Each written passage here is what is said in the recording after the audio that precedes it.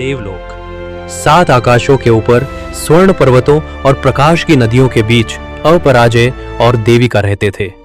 अपराजय देवताओं का सबसे अजेय योद्धा, जिसकी तलवार से अंधकार कांपता था और जिसकी आंखों में सिर्फ एक नाम बसता था, देविका। देविका अप्सराओं में भी अनुपम, जिसके नृत्य से आकाश झुकता और जिसकी मुस्कान से देवलोक खिल उठता। उनका प्रेम अटूट था।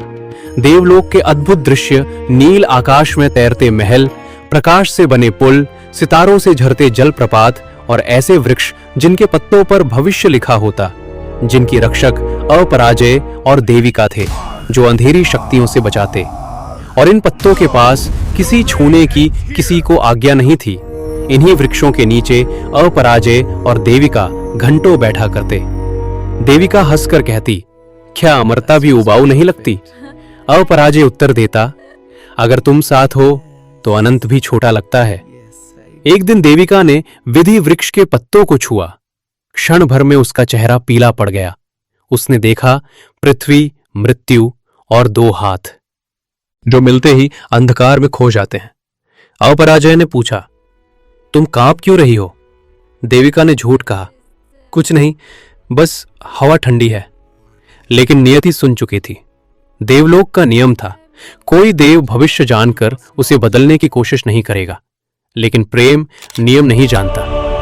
अपराजय ने एक दैवी अस्त्र प्रयोग किया, जो केवल देवताओं की रक्षा के लिए था। उसने वो अस्त्र देविका के भविष्य को बदलने के लिए उठाया और उस पते को नष्ट करने की कोशिश की।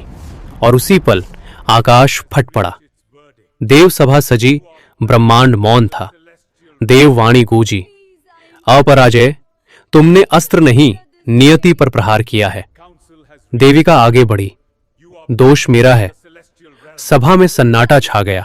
तब अंतिम देववाणी हुई, तुम्हारा प्रेम अमर है, पर परीक्षा के बिना नहीं।